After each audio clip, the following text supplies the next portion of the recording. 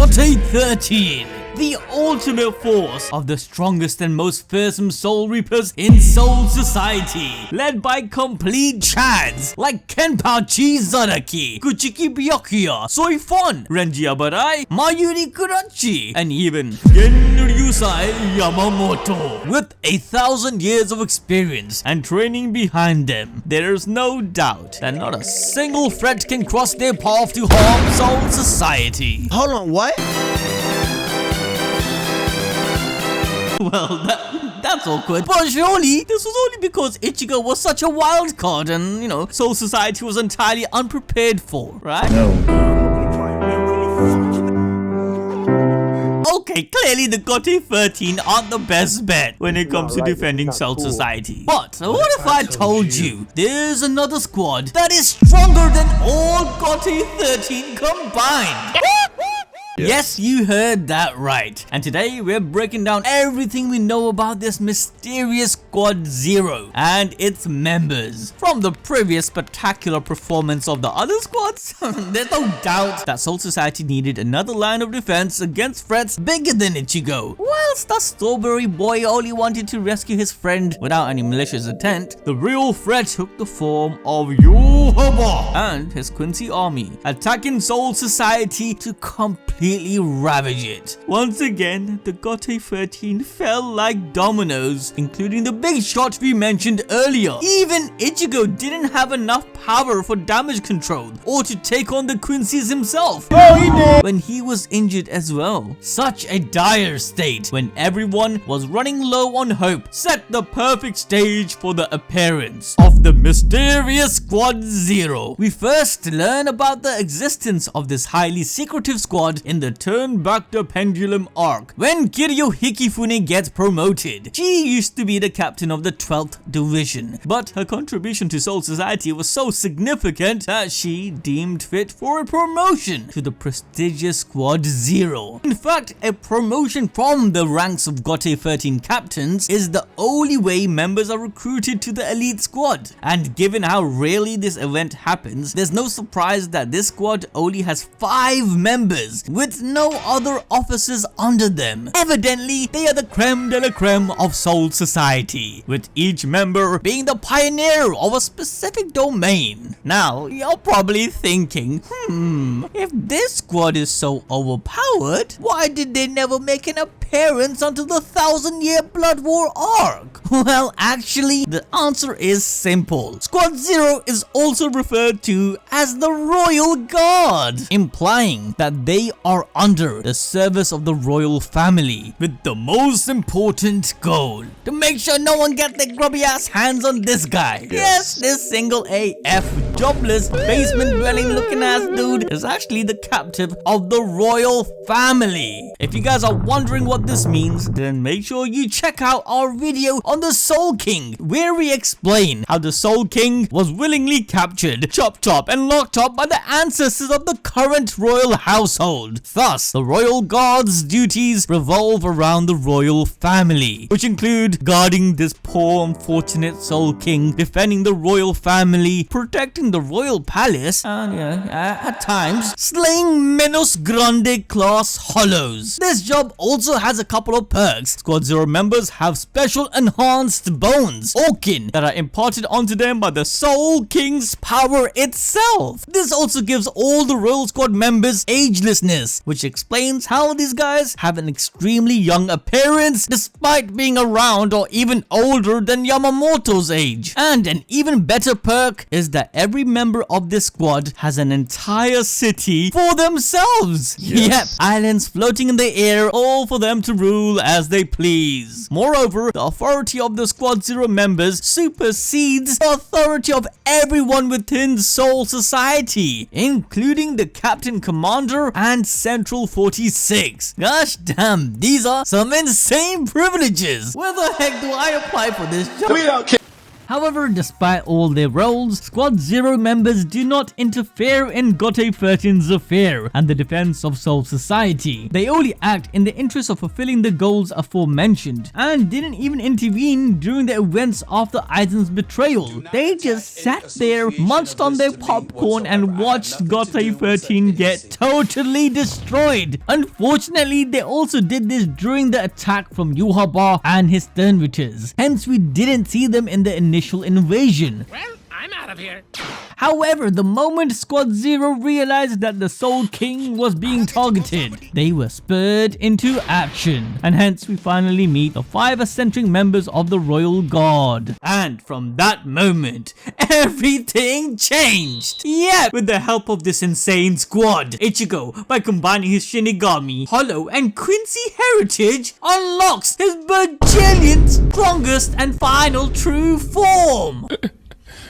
Sensational. Right after losing all hopes in fighting Yhwach along with his sword being completely dismantled, Ichigo was taken to the royal palace where he went through the ringer of training once again. And we already know that the only person stronger than a villain with 1,000 years of planning is the main protagonist with a week's long worth of training arc. Yes!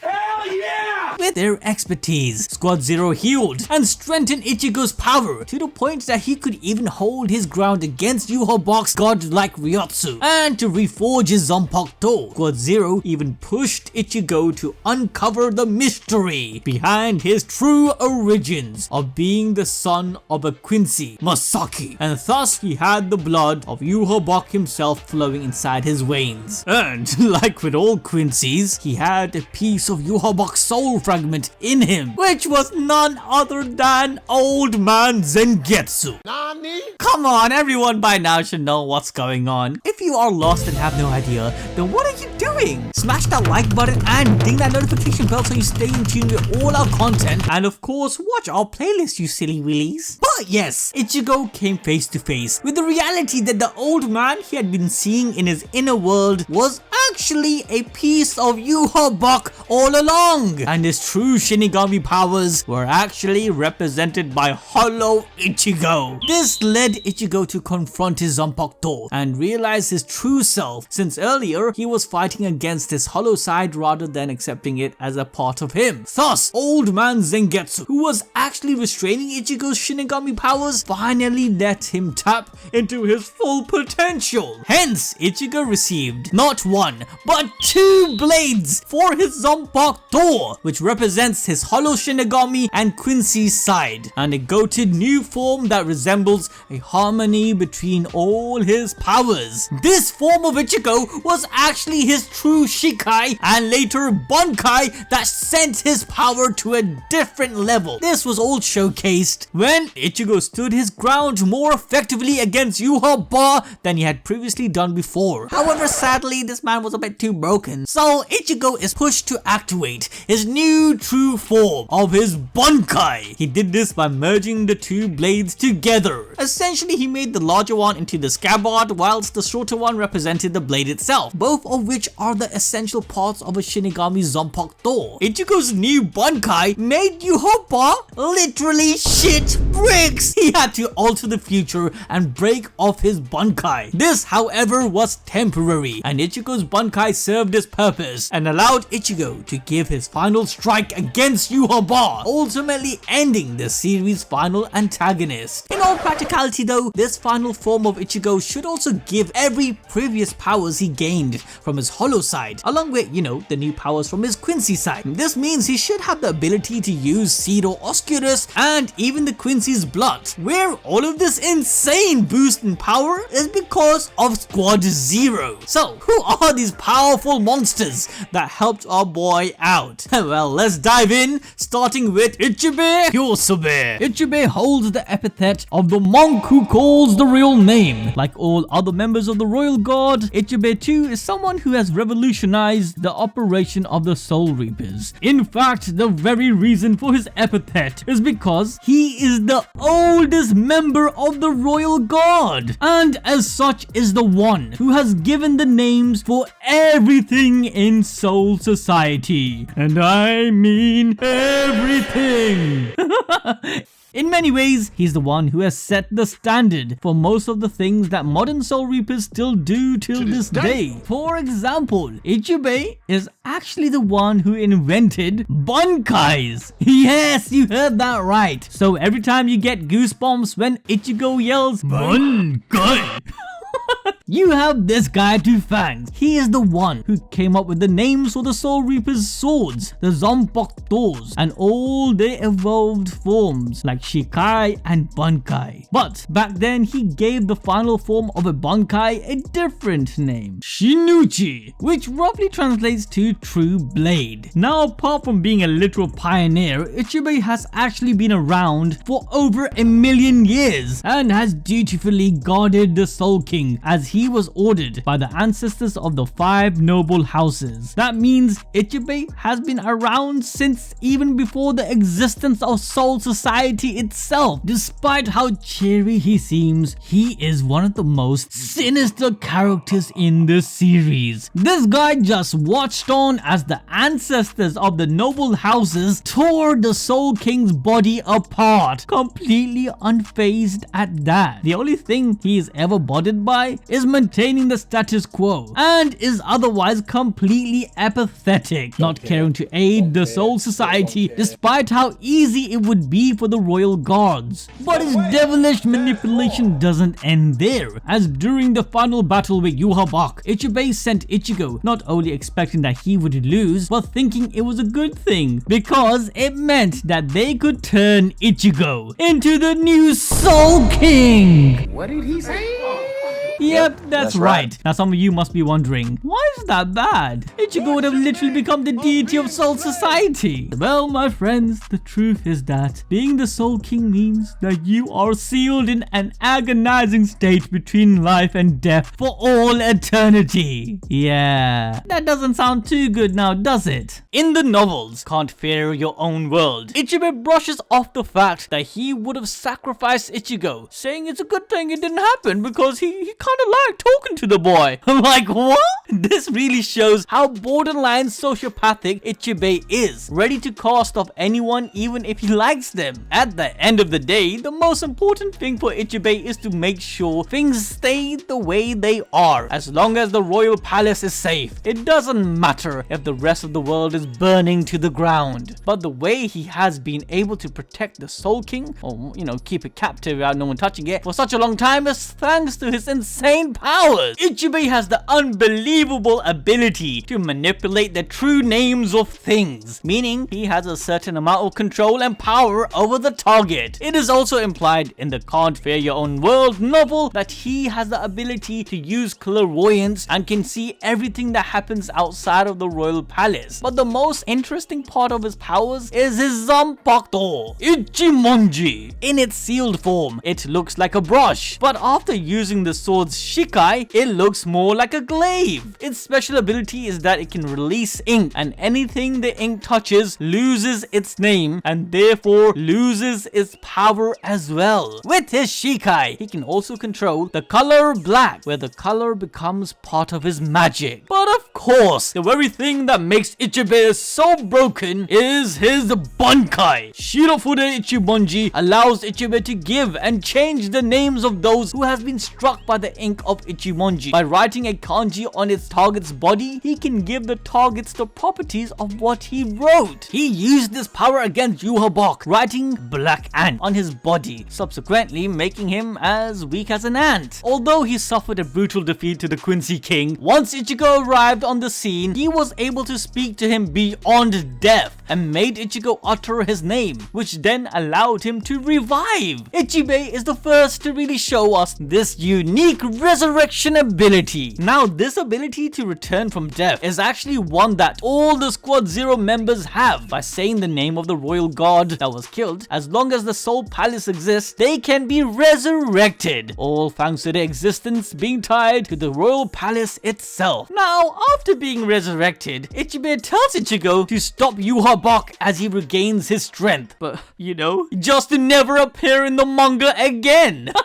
Short, Ichibe is a sociopath who I hope Ichigo never has to meet again. Swiftly moving on, the second member of Squad Zero is, Tenjiro Kirinji. Now, whilst Josuke would definitely go crazy over that hairstyle, Tenjiro is much more eccentric than just his pompadour. The 4 members of Squad Zero other than Ichibe are each deemed guardians of the 4 cardinal directions. Hence, Tenjiro is dubbed the Holy Guardian of the East and is the first officer of Squad Zero. True to his image, he is very patronising and thinks that the Gote 13, including the captains, are just amateurs. This attitude earns him some flack from his fellow squad members as well. However, his confidence is backed by his fighting abilities to the point that he was the first member to confront Yhwach. He even said that he only jumped into the fight because he was confident of his victory. But why was he so cocky? Well, for starters, this dude is faster than Soi Fon, who is the fastest captain of Gote 13 thanks to Shunpo. In chapter 517, Tenjiro moved from a few feet in front of her to grab her hand from the back without Soi Fon even noticing. This thoroughly shocked her, given she couldn't notice his movements despite her mastery over Shunpo. Moreover, Tenjiro is the pioneer of healing in the entire Soul Society. And yes, he is even better than Unohana herself, which is crazy, as people who watched our video discussing how Unohana is a demon already know. In fact, Tenjiro is the one who taught Unohana Kido techniques that she uses so proficiently. But when Ichigo, Byakuya and the others were on the verge of serious damage, Unohana was skeptical of healing them. This is when Tenjiro swoops in and mocks her about losing a lot of lives. As the best healer, Tenjiro developed some unique healing techniques that are his magnum opus. Within his palace, called the Kirin Den, there are a bunch of hot springs that have healing properties. Now, if your only memory of this is Yoriichi skinny dipping, then...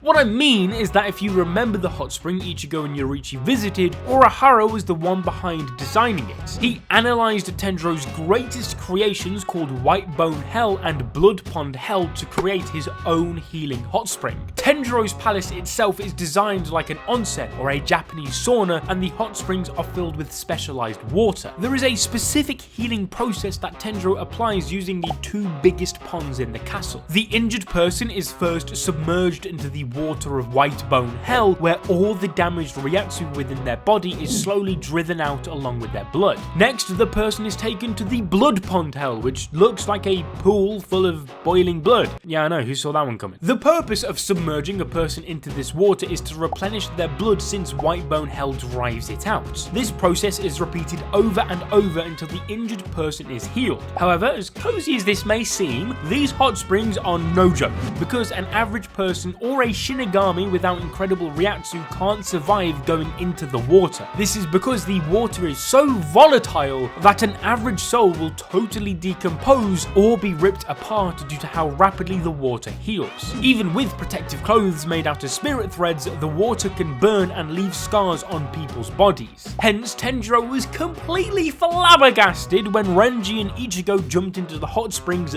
butt-ass naked, yet still had no adverse effects whatsoever, meaning that they showcased their strength by being naked. That is one hell of a flex. Healing abilities aside though, Tenjiro is also a commendable fighter. Oh well, at least he tried. For all of his pompadour glory, my man couldn't do jack shit against Yhwach and his lackeys. His Zanpakuto, called Kinpika, isn't that impressive either. Its release command is Flash from Illuminating Heavens, and he can control the water from his hot springs with it. Tenjiro jumped into the fight confident enough he could take down Yhwach, but instead was defeated by Lilibaro, who is a member of Yhwach's Schutzstaffel. That's right guys, Tenjiro was looking down on the Gote 13, yet he couldn't land a single attack on Yhwach to stop him, and took the L from a Sternritter. I'd say he had it coming. Moving on, the next member of Squad Zero is Mommy. Sorry, I mean Kirio Hikifune.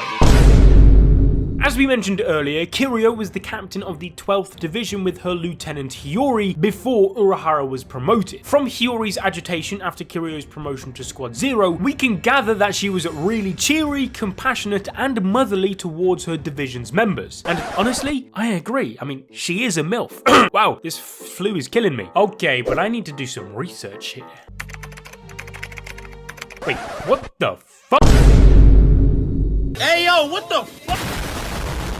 Okay, now before you all get too upset about it, Kirio's true form is this slender one, but it's her technique that forces her to gain as much weight as possible. Even Shinji didn't recognize her changed form in chapter 517. However, beyond her appearance, Kirio is Master Chef Serete because she's the ruler of grain in Squad Zero as well as the Divine General of the South. Before her promotion, Kirio was behind the invention of artificial souls, also called Gikon. These are souls which separate a Shinigami's spirit from a Kigai. The Spirit King recognized this as a significant contribution to Soul Society, warranting her a promotion to the Royal Guard. But she took on the role of Master Chef because she's like the Charmy of Bleach. She can infuse her own Ryatsu into the base ingredients of the food that she creates. And with that, Kirio fundamentally changes the nature and properties of her ingredients because they come from her own body's Ryatsu. Yeah, is anyone getting Echidna from ReZero flashbacks here?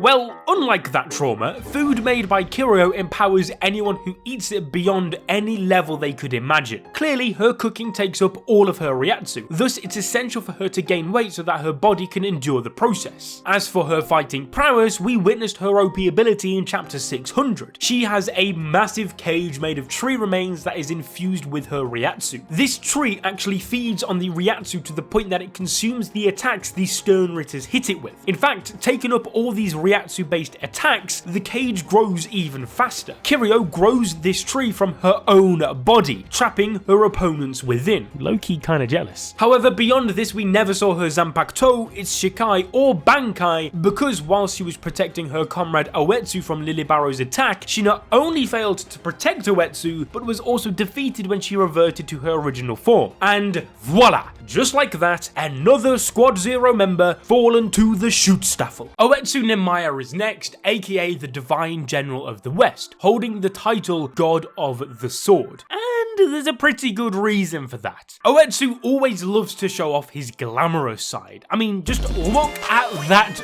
drip. It's almost like he went to animedrip.shop. Shame.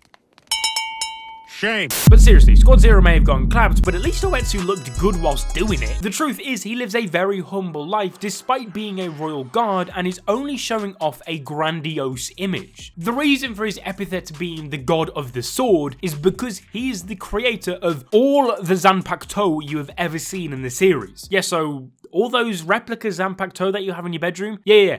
That one, thank Oetsu for that. He even helps Ichigo forge a completely new sword after his Bankaiee was broken by Yugram. After Oetsu breaks Ichigo's old Zanpakuto and tests him, he forges a brand new one, resulting in Ichigo's iconic twin blades. He is very energetic, upbeat, and reckless. I mean, he opts to take life-threatening decisions just to win a fight. But to compensate, he is very clever and quick-witted, able to quickly think of a solution and counter Askin's seemingly undefeatable abilities. My guy cuts his own throat just to reduce the amount of blood he has to make sure he doesn't die from Askin's powers. So yeah, when I said he's reckless, I meant it. Because he's forged Zanpakutos for so long, there is no one who understands swords better than him, and this is why he is an amazing swordsman, able to use his blade to the maximum. His fighting style is very unconventional, but he still makes sure to make the best use of his abilities. Oetsu is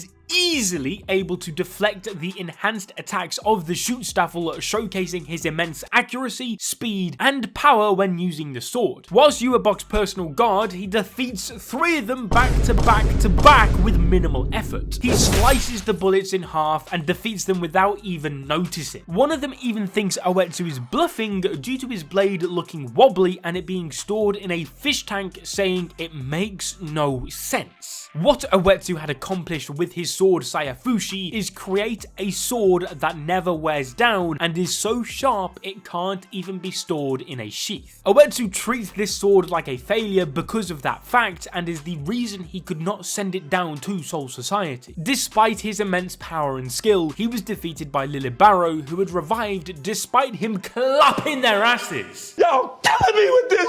If it weren't for the Quincy's and their ability just to have the most random and busted powers ever, the fight would have just ended right then and there. But it just goes to show the incredible skill he wielded, and this was likely not even him at his full potential, because he's only shown himself using Saifushi. We don't really know what his Shikai or Bankaiee is, which is pretty damn scary to think about. And now onto the final member of the Royal Guard. We have none other than Senjumaru Shutara. She is the Divine General of the North, holding the epithet Great Weave Guard. And what we know of her is, well, nothing.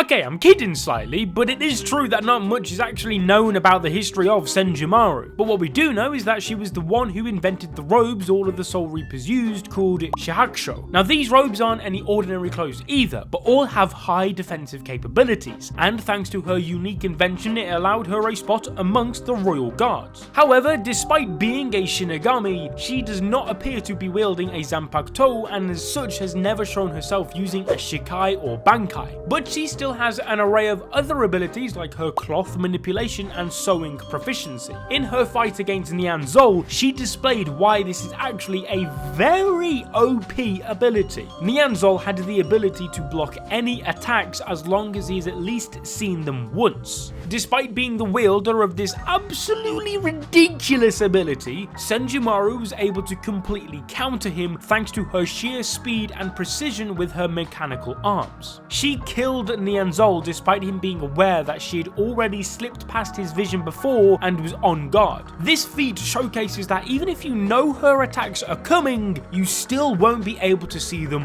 whatsoever. The name Senjumaru also actually means 1000 arms, as this is a nickname she has earned for her incredibly subtle, precise and fast movements. And yeah, that's like literally all we know about her. But if you want to know more about the man who single-handedly ass-whooped all of this lot, then make sure you watch this video right now.